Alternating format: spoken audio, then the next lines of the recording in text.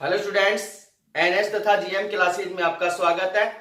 इससे पहले वाली क्लास में हमने जो टॉपिक डिस्कस किया था वो टॉपिक था आपके पास में शुद्ध प्रेरक के अंदर प्रत्यावर्ती धारा का मान ज्ञात कीजिए फेजर आरेख की सहायता से।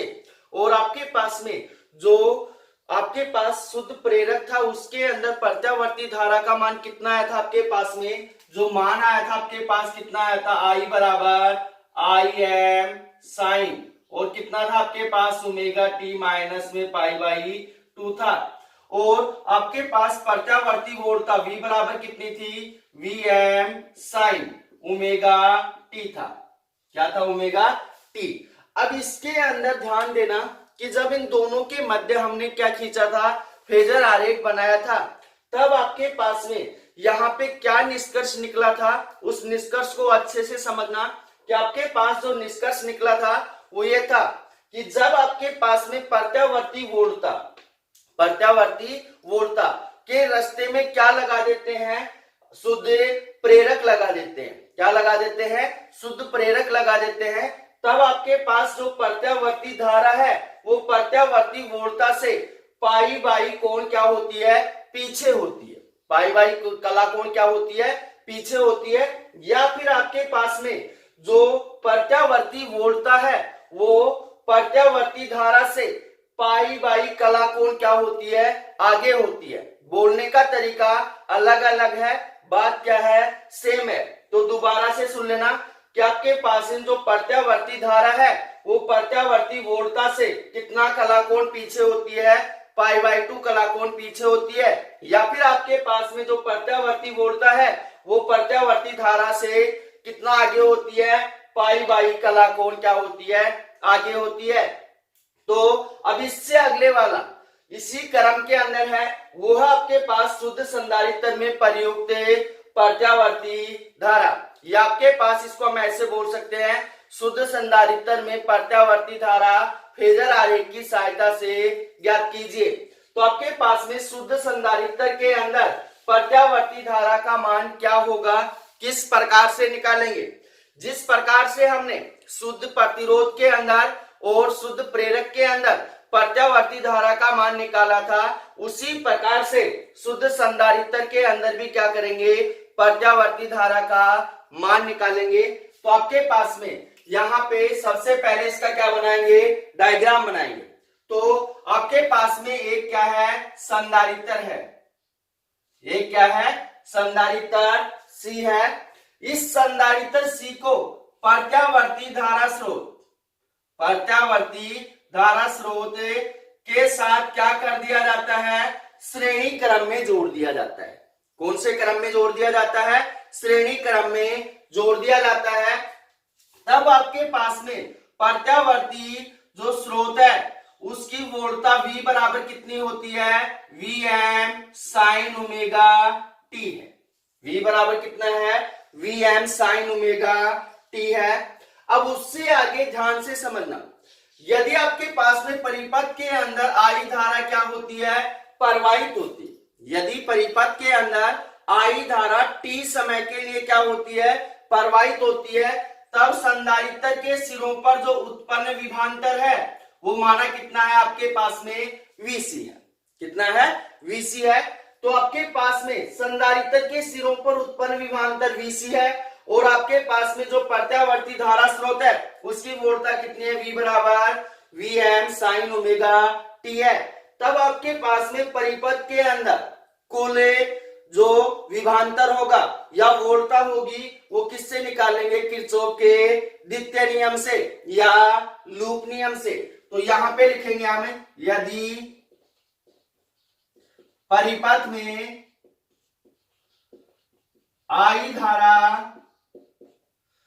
t समय के लिए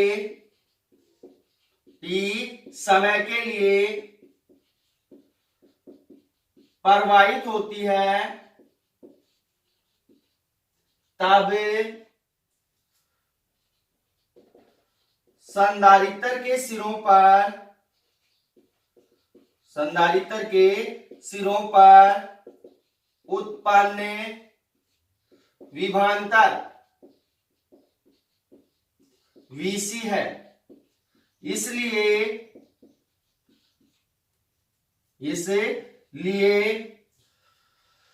किरचॉफ के दूसरे नियम से या लूप नियम से, दूसरे नियम को हम क्या बोलते हैं? लूप नियम बोलते हैं। तो आपके पास क्या होगा? V माइनस VC बराबर कितना होगा? 0 होगा।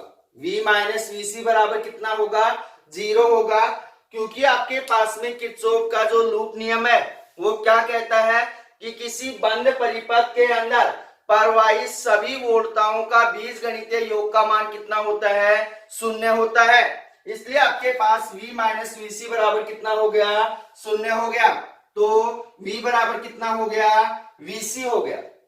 V बराबर है VC।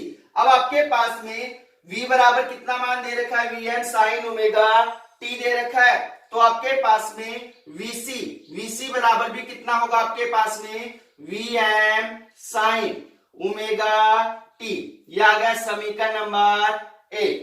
अब उससे आगे यहां पे ध्यान देना, यदि आपके पास में t समय के अंदर, कितने समय के अंदर?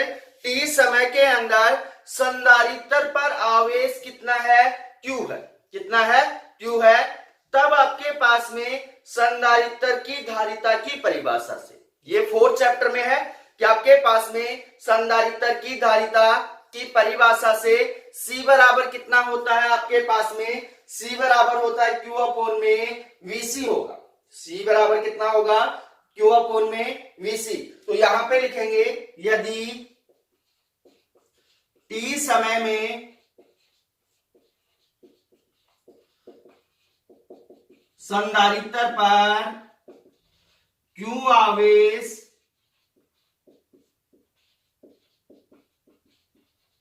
उपस्थित है तो संधारित्र की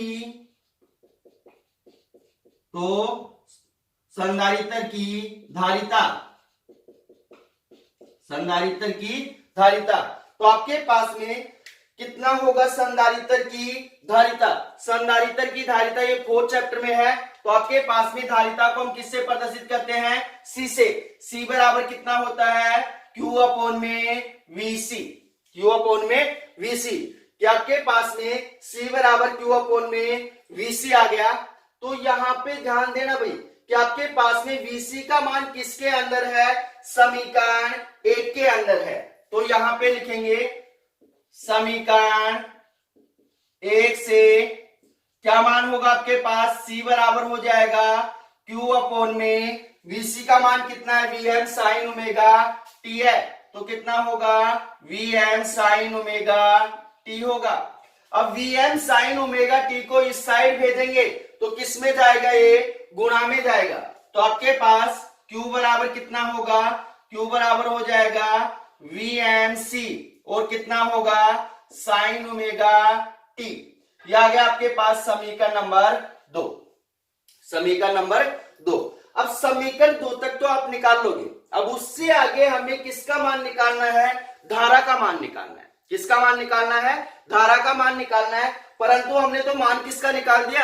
आवेश का मान निकाल दिया। किसका मान निकाल दिया? आवेश का।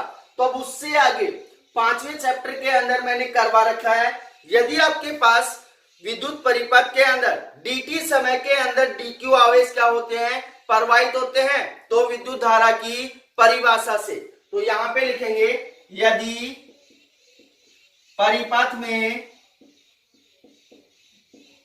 dt समय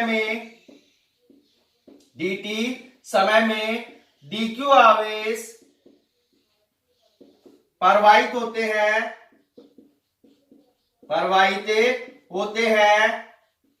तब विद्युत धारा की परिभाषा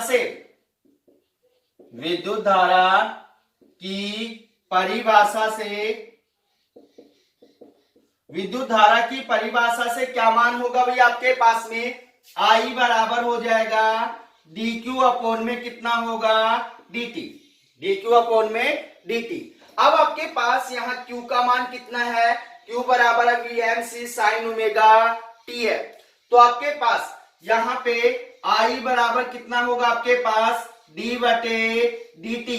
क्यू का मान कितना है वी सी और वी एम है भाई, वी एम सी और कितना होगा साइन ओमेगा टी होगा, V m C sine omega t होगा। तो आपके पास यहां पे देखना वी एम और सी क्या है नियतांक मान है, इसको क्या करेंगे बाहर निकालेंगे। तो आपके पास में आई बराबर कितना होगा वी एम इंटू सी और कितना होगा डी बटे डी टी, कितना हो जाएगा साइन ओमेगा टी हो जाएगा, साइन ओमेगा टी। अब आपके पास में साइन का जो अवकलन है कितना होता है कोस होता है, कितना होता है कोस होता है। तो आपके पास साइन का अवकलन कितना हो गया कोस हो गया, परंतु आपके पास जो ओमेगा टी है टी नहीं है, इसका साइड में ले जाकर क्या करेंगे अवकलन करेंगे। तो आपके पास यहां पहले इसको सोल्व करते हैं। तो आई बराबर कितना हो जाएगा वी एम सी और कितना होगा आपके पास साइन का हो गया कोस और कितना हो गया ओमेगा टी, पर यहां ओमेगा टी टी नहीं है, इसका दोबारा से क्या करेंगे अवकलन करेंगे। तो डी बटे कितना हो जाएगा डी टी और ओमेगा टी। यहां ओमेगा क्या है नियतांक मान है, क्या करेंगे बाहर निकालेंगे, किस में आएगा गुणा में आएगा। तो आपके पास आई बराबर कितना होगा वी एम सी और कितना आ जाएगा ओमेगा, कितना आ जाएगा ओमेगा और कितना होगा कोस ओमेगा टी dt बटे dt, dt का मान कितना हो गया dt बटे dt का मान 1। तो आपके पास में यहां पे i बराबर कितना मान आ गया, i बराबर मान हो गया वी एम सी ओमेगा और कितना हो गया कोस ओमेगा टी, कोस ओमेगा टी। अब उससे आगे ध्यान देना कि आपके पास में जो प्रत्यावर्ती मूलता है वो किसके रूप में है साइन के रूप में, जा के रूप में है, परंतु आपके पास में जो प्रत्यावर्ती धारा है वो किसके रूप में आ गई आपके पास में कोजा कोस के रूप में आ गई। तो हम प्रत्यावर्ती धारा को भी किसके रूप में लेके आएंगे जा के रूप में लेके आएंगे, किसके रूप में लेके आएंगे जा के रूप में लेके आएंगे। तो आपके पास में यहाँ पे चूंकि यहां लिख देना कोस थीटा, कोस थीटा बराबर होता है आपके पास में साइन पाई बाई 2 प्लस में theta, sine pi by 2 plus में थीटा। सेकंड कालांश के अंदर जो साइन है वो क्या होता है पॉजिटिव होता है। तो आपके पास में यहाँ पे थीटा का मान क्या है ओमेगा टी है। तो आपके पास आई बराबर कितना होगा वी एम सी ओमेगा और कितना हो जाएगा कोस कितना होगा आपके पास ओमेगा टी प्लस में पाई बाई 2 होगा, कितना होगा आई बराबर V m C omega cos omega t plus में पाई बाई 2 होगा। क्यों सॉरी आपके पास यहाँ पे साइन आएगा, क्या आएगा साइन, क्योंकि आपके पास में कोस को हम किस में परिवर्तित कर रहे हैं साइन के अंदर परिवर्तित कर रहे हैं, इसलिए आई बराबर V m C omega sine omega t plus में क्या होगा पाई बाई 2 होगा। अब उससे आगे देखना कि हमने कोस को तो साइन में परिवर्तित कर दिया, कोस को तो साइन में परिवर्तित कर दिया। अब सी ओमेगा को मैं नीचे लेकर जाऊंगा, सी ओमेगा को क्या करूंगा नीचे लेकर जाऊंगा, तो किस में जाएगा 1 अपॉन में सी ओमेगा के रूप में जाएगा। तो आई बराबर कितना होगा वी एम बटे कितना हो जाएगा 1 अपॉन में सी ओमेगा और कितना होगा साइन ओमेगा टी प्लस में पाई बाई 2 होगा। ये स्टेप अच्छे से समझना भाई कि आपके पास में सी ओमेगा को नीचे लेकर जाऊंगा तो वी एम बटे कितना हो जाएगा 1 अपॉन में सी ओमेगा, क्योंकि इसको सोल्व करेंगे तो वापस सी ओमेगा क्या होगा ऊपर चला जाएगा, समीकरण के अंदर कोई परिवर्तन नहीं हुआ है। तो आपके पास में चूंकि आपके पास 1 अपॉन में सी ओमेगा बराबर होता है एक्स सी, 1 अपॉन में सी ओमेगा बराबर कितना होता है एक्स सी होता है, और जो एक्स सी है वो आपके पास में क्या है धारित्य प्रतिघात है। तो यहां पे लिख रहा हूं आपके पास जो एक्स सी है वो क्या है आपके पास में धारित्य प्रतिघात। तो धारित्य प्रतिघात किसे कहते हैं इसके बारे में भी आगे जिक्र करेंगे। तो आपके पास में XC या C 1/c ओमेगा का मान कितना डालेंगे, XC डालेंगे, तो आपके पास I बराबर कितना होगा, Vm बटे कितना हो जाएगा, XC, और कितना होगा साइन ओमेगा टी प्लस में पाई बाई 2 होगा। अब उससे आगे आपके पास ध्यान देना कि Vm बटे XC क्या है, आपके पास में प्रत्यावर्ती धारा का शिखर मान है। तो यहां लिखेंगे आपके पास Vm बटे XC बराबर हो जाएगा Im, और यहां लिख देंगे जो Im है वो क्या है, प्रत्यावर्ती धारा का शिखर मान है। तो ये मान उठाकर यहां डालेंगे तो आपके पास में I बराबर कितना मान होगा, I बराबर हो जाएगा Im, और कितना हो गया साइन ओमेगा टी प्लस में कितना हो गया, पाई बाई 2 हो गया। तो अब उससे आगे ध्यान से समझना कि आपके पास में ये जो I बराबर Im sine omega t plus में पाई बाई 2 आया है, वो क्या है, आपके पास में शुद्ध संधारित्र में प्रत्यावर्ती धारा का मान है। क्या है, शुद्ध संधारित्र में प्रत्यावर्ती धारा का मान है। तो अब इससे आगे हम क्या करेंगे कि प्रत्यावर्ती वोल्टता Vm साइन ओमेगा टी और प्रत्यावर्ती धारा I बराबर Im sine omega t plus pi by 2 के मध्य क्या खींचेंगे, ग्राफ खींचेंगे। तो ग्राफ को अच्छे से समझना।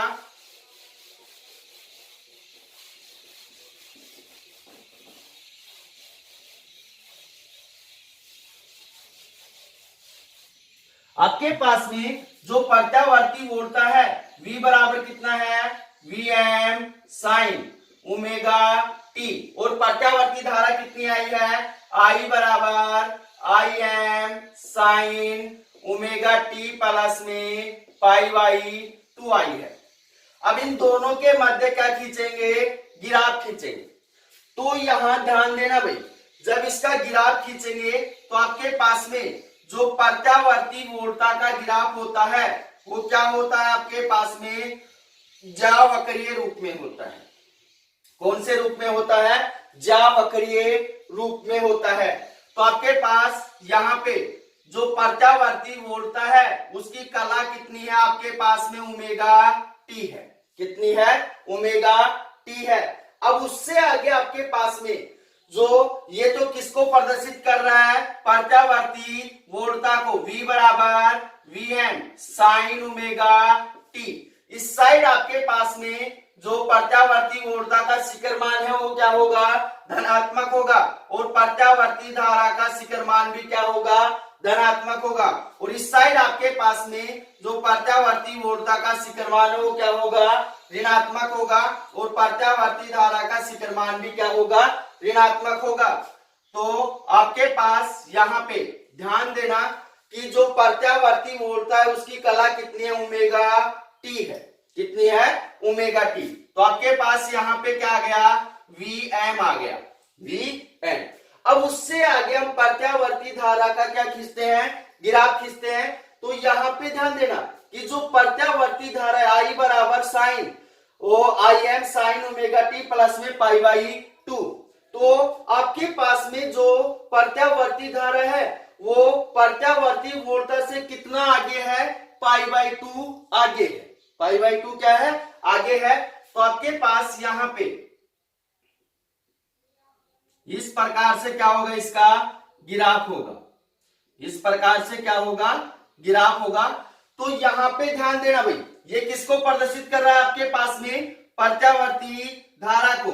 ये I बराबर कितना होगा, Im sine omega t plus में पाई बाई 2 है। अब यहाँ पे आपके पास में जो प्रत्यावर्ती धारा है वो आपके पास प्रत्यावर्ती वोल्टता से कितना आगे है, पाई बाई 2 क्या है, आगे है। पाई बाई 2 क्या है, आगे है। तो इससे पहले वाले टॉपिक के अंदर जो प्रत्यावर्ती धारा थी वो आपके पास प्रत्यावर्ती वोल्टता से क्या थी, पाई बाई 2 पीछे थी। इस वजह से हमने उसको पीछे से लिया था और इसको क्या ले लिया, आगे से ले लिया। तो जब इन दोनों के मध्य ग्राफ खींचते हैं तो ये निष्कर्ष निकलता है ग्राफ से कि आपके पास में जब प्रत्यावर्ती या फिर जिस बिंदु के ऊपर प्रत्यावर्ती प्रत्यावर्ती वोल्टता का अधिकतम मान होता है। जिस बिंदु के ऊपर प्रत्यावर्ती वोल्टता का क्या होता है, अधिकतम मान होता है, उस बिंदु के ऊपर प्रत्यावर्ती धारा का मान क्या होता है, शून्य होता है। दोबारा से सुन लेना कि जिस बिंदु के ऊपर प्रत्यावर्ती वोल्टता का अधिकतम मान होता है, उस बिंदु के ऊपर प्रत्यावर्ती धारा का मान क्या होता है, शून्य होता है। और जिस बिंदु के ऊपर आपके पास में प्रत्यावर्ती जो धारा है उसका मान अधिकतम होता है, यहां पे अधिकतम है, उस बिंदु के ऊपर आपके पास प्रत्यावर्ती वोल्टता का मान क्या होता है, शून्य होता है। तो इसको दोबारा से रिपीट कर रहा हूं कि जिस बिंदु के ऊपर प्रत्यावर्ती वोल्टता का मान अधिकतम होता है, उस बिंदु के ऊपर प्रत्यावर्ती धारा का मान क्या होता है, शून्य होता है। और जिस बिंदु के ऊपर प्रत्यावर्ती धारा का मान अधिकतम होता है, उस बिंदु के ऊपर प्रत्यावर्ती वोल्टता का मान क्या होता है, शून्य होता है। अब हम क्या करेंगे कि प्रत्यावर्ती वोल्टता और प्रत्यावर्ती धारा के मध्य क्या बनाएंगे, फेजर आरेख बनाएंगे, और फेजर आरेख से क्या निष्कर्ष निकलता है उसको समझेंगे। तो अच्छे से समझना भी फेजर आरेख को।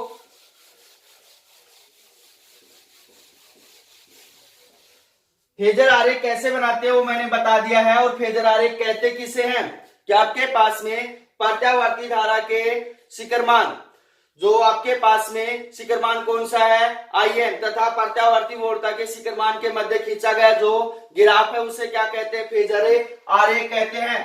तो आपके पास में इसका फेजर आरेख किस प्रकार से होगा उसको अच्छे से समझना। इस साइड क्या है, एक्स वाई और X dash Y dash Y dash. अब आपके पास इस साइड प्रत्यावर्ती वोल्टता का जो शिखरमान है Vm वो क्या होगा, धनात्मक होगा, और प्रत्यावर्ती धारा का जो शिखरमान है वो भी क्या होगा, धनात्मक होगा। और इस साइड क्या होगा आपके पास, माइनस Vm माइनस Im। तो आपके पास इस साइड क्या होगा, ऋणात्मक होगा। अब हमें क्या खींचना है, इन दोनों के मध्य ग्राफ खींचना है। तो यहां पे ध्यान देना V बराबर कितना है, Vm साइन ओमेगा t है। तो सबसे पहले क्या करते हैं, किसका बनाएंगे, प्रत्यावर्ती वोल्टता का बनाएंगे। किसका बनाएंगे, प्रत्यावर्ती वोल्टता का। अब आपके पास में प्रत्यावर्ती वोल्टता की जो कला है वो कितनी है आपके पास में, ओमेगा टी है। तो ये हो गया आपके पास में प्रत्यावर्ती वोल्टता Vm, और इसकी कला कितनी आपके पास में, ओमेगा टी है। कितनी है कला, ओमेगा टी है। अब उससे आगे ध्यान देना कि आपके पास में जो प्रत्यावर्ती धारा I बराबर Im sine omega t plus में क्या है, पाई बाई 2 है। तो आपके पास में जो प्रत्यावर्ती धारा है वो प्रत्यावर्ती वोल्टता से कितना आगे है, पाई बाई 2 क्या है, आगे है। तो आपके पास यहाँ पे ध्यान देना, इस साइड तो आगे होगा नहीं, आगे होगा तो इस साइड होगा। तो आपके पास में इस साइड क्या आएगा, आपके पास में प्रत्यावर्ती धारा Im आएगी। क्या आएगी, Im। तो इन दोनों के मध्य जो कोण है वो कितना कोण आपके पास में, 90 डिग्री है। कितना है, 90 डिग्री। तो ध्यान रखना भैया कि आपके पास में इस फेजर आरेख से क्या निष्कर्ष निकलता है, उस निष्कर्ष को अच्छे से समझना कि जब आपके पास में प्रत्यावर्ती वोल्टता के रास्ते में क्या लगा देते हैं, शुद्ध संधारित्र लगा देते हैं। प्रत्यावर्ती वोल्टता के रास्ते में क्या लगा देते हैं, शुद्ध संधारित्र लगा देते हैं। तब आपके पास में जो प्रत्यावर्ती धारा है वो प्रत्यावर्ती वोल्टता से कितना कला कोण आगे होती है, पाई बाई 2 कला कोण क्या होती है, आगे होती है। तो दोनों के मध्य कलांतर का मान कितना हो गया, 90 डिग्री हो गया। कितना हो गया, 90 डिग्री। तो यहाँ पे इसका क्या होगा, ये फेजर आरेख हो गया। तो फेजर आरेख का निष्कर्ष दोबारा से सुन लेना कि जब प्रत्यावर्ती वोल्टता के रास्ते में क्या लगाते हैं, शुद्ध संधारित्र लगाते हैं, तब आपके पास में जो प्रत्यावर्ती धारा है वो प्रत्यावर्ती वोल्टता से कितना कला कोण आगे होती है, पाई बाई 2 कला कोण आगे होती है। तो अब हमने 3 टॉपिक कर लिए फेजर आरेख के ऊपर। पहला था आपके पास में प्रत्यावर्ती वोल्टता, प्रत्यावर्ती धारा का मान ज्ञात करना था, किसके अंदर है, शुद्ध प्रतिरोध के अंदर। और हमने फेजर आरेख से क्या निष्कर्ष निकाला था कि आपके पास में जब शुद्ध प्रतिरोध को लगाया जाता है तब प्रत्यावर्ती वोल्टता और प्रत्यावर्ती धारा क्या होती है, समान कला में होती है। क्या होती है, समान कला में होती है।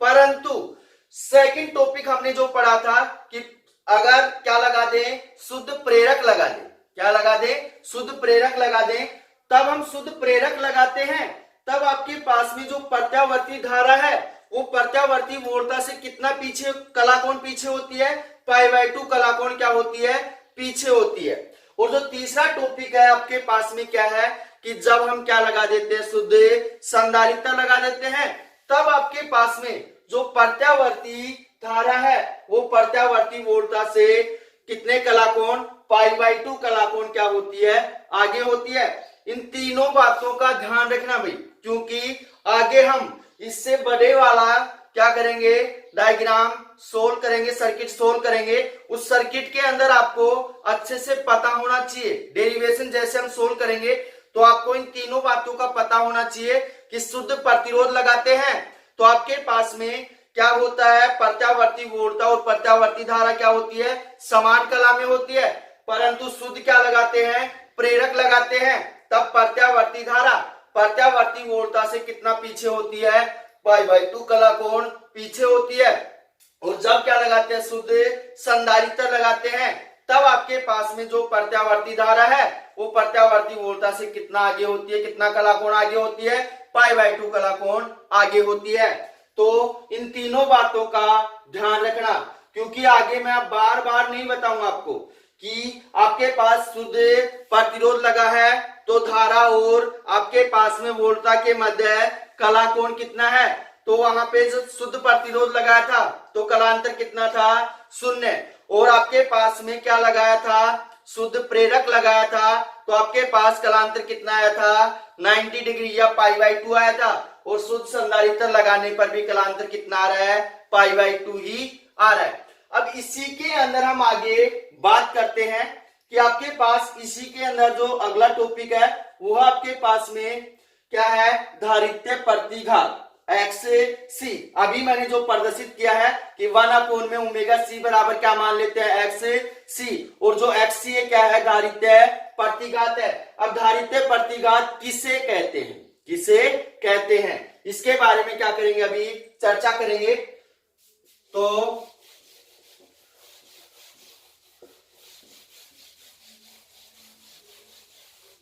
अगला टॉपिक आपके पास में धारित्य प्रतिघात, और इसको किससे प्रदर्शित करते हैं, XC से प्रदर्शित करते हैं।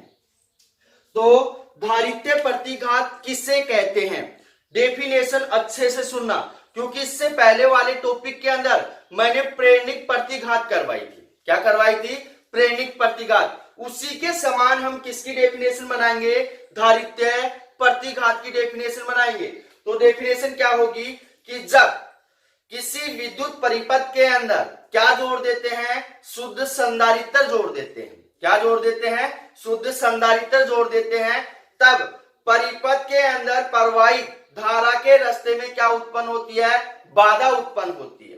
तब परिपथ के अंदर प्रवाहित धारा के रास्ते में क्या उत्पन्न होती है, बाधा उत्पन्न होती है। उस बाधा को ही क्या कहते हैं, हमें धारित्य प्रतिघात कहते हैं। वहां पे हमने क्या जोड़ा था, शुद्ध प्रेरक जोड़ा था। यहाँ पे क्या जोड़ रहे हैं, शुद्ध संधारित्र जोड़ रहे हैं। तो डेफिनेशन दोबारा से सुन लेना कि जब विद्युत परिपथ के अंदर क्या लगाते हैं, संधारित्र लगाते हैं, तब विद्युत परिपथ के अंदर प्रवाहित धारा के रास्ते में क्या उत्पन्न होती है, बाधा उत्पन्न होती है। और इस बाधा को ही हम क्या कहते हैं, धारित्य प्रतिघात कहते हैं। और आपके पास में धारित्य प्रतिघात XC बराबर कितना माना है, 1/ω/c माना है। कितना माना है, 1/ω/c माना है। तो आपके पास यहाँ पे XC, पहले इससे पहले आपके पास हम जानते हैं ओमेगा बराबर क्या होता है, 2πf होता है। तो आपके पास XC बराबर कितना हो जाएगा, 1/2πf हो जाएगा, और इंटू C। अगर हम XC और F के मध्य ग्राफ खींचे तो आपके पास वहां शुद्ध प्रेरक के अंदर तो एक स्ट्रेट लाइन प्राप्त हो रही थी, परंतु आपके पास में यहाँ जो आवर्ती है वो क्या है, व्युत्क्रम में है। तो आपके पास इसका जो ग्राफ होगा किस प्रकार होगा, यहाँ हो जाएगा 1/f और यहाँ कितना हो जाएगा xc। तो इसका ग्राफ ये होगा। क्योंकि आवर्ती बढ़ेगी तो आपके पास में धारित्य प्रतिघात का मान क्या होगा, कम हो जाएगा, और जब आवर्ती घटेगी तो आपके पास धारित्य प्रतिघात का मान क्या हो जाएगा, बढ़ जाएगा। तो ये हो गया आपके पास में धारित्य प्रतिघात। और जो धारित्य प्रतिघात है एक प्रतिरोध के भांति क्या करता है, व्यवहार करता है। किसके भांति व्यवहार करता है, प्रतिरोध के भांति व्यवहार करता है।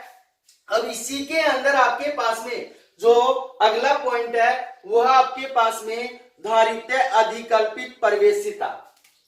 तो अगला टॉपिक डाल रहा हूं मैं, धारित्य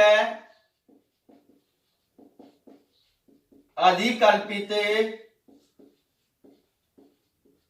प्रवेशिता, जिसको हम प्रदर्शित करेंगे एक्स सी से। तो धारित्य अधिकल्पित प्रवेशिता ऐसी क्या होती है, डेफिनेशन अच्छे से समझना, क्योंकि कल मैंने आपको एक टॉपिक करवाया था कि आपके पास में प्रेरित अधिकल्पित प्रवेशिता, और उसको हमने किससे प्रदर्शित किया था, एस एल से प्रदर्शित किया था।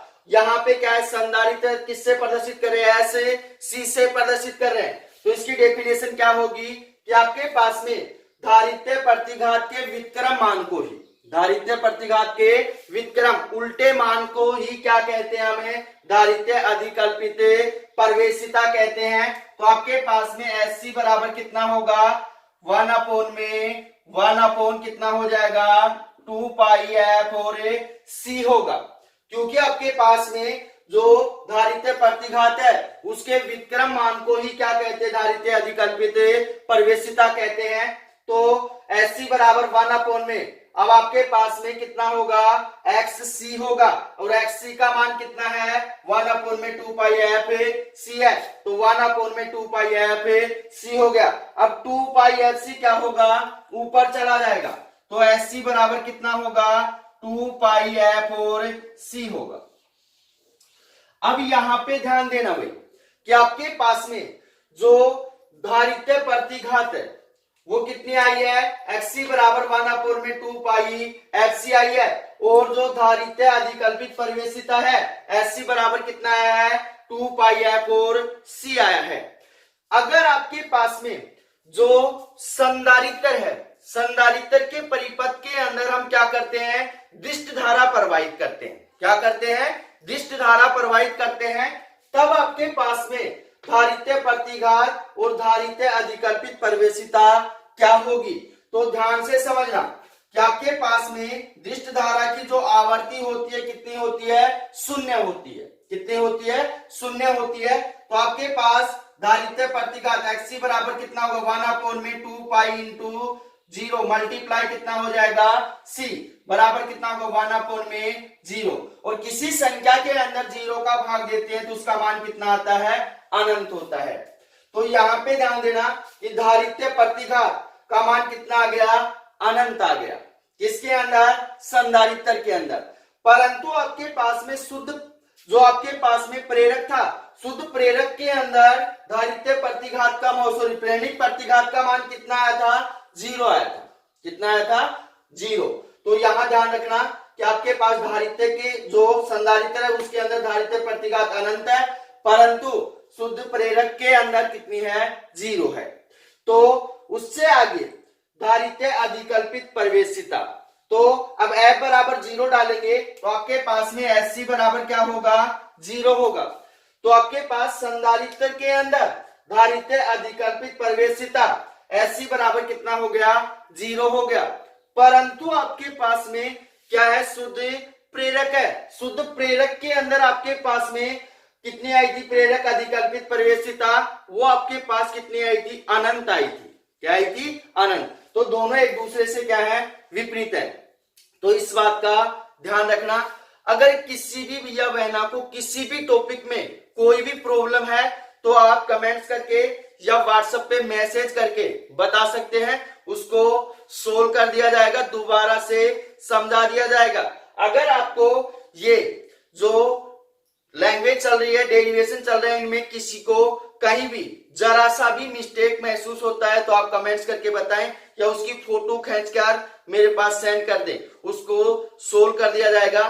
तो मिलते हैं छोटे से ब्रेक के बाद। धन्यवाद।